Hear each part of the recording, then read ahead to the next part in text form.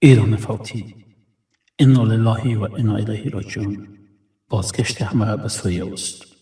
حاجی احمد شاه فضل پدر، مرحوم رحیمه فضل مادر، فاطمه ثمرت فضل خواهر، ولی شاه فضل برادر، ریان محبزاده خواهرزاده، بصیر شهبر و زبی عبدالله ماماها، شفیقه سلطان خاله، سجه و جهاد فضل و زرمینه فضل عمها، پروین شهبر خانم کاکا، محمد مهدی سلطان شوهر خاله، علی شهبر، عبدالله شهبر، مصطفی عبدالله و مرتضی عبدالله پسران ماماها، غلام محمد بیکار، غلام رسول بیکار و سلیمان قاسمی پسران خاله مادر و سایر بستگان فامیل های فضل و جهاد، جاوید، نظری و عبدالله نسبت وفات مرحوم زرلشت فضل که جنازه و روز پنجشنبه به تاریخ 23 اکتبر 2025 و ساعت 1 بعد از ظهر در هدیره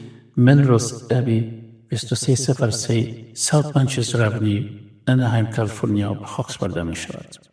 مراسم فاتحه مردانه و زنانه ساعت 3 الی 5 بعد از ظهر در مسجد IECOC واقع در 3194 ایرپورت لوپ درایو کوستا مسا کالیفرنیا 92626 برای یک روز گرفته می شود.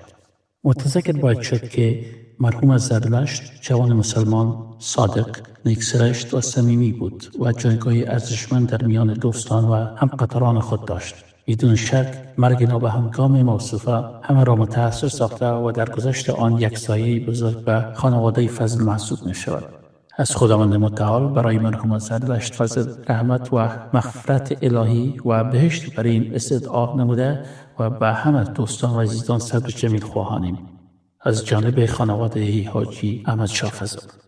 ما کارکنان تلویزیون جهانی زرین برای مرحوم زرلشت فضل بهشت برین و برای خانواده و دوستانشان صبر جمیل از درگاه عزت متعال استدعا می نماییم.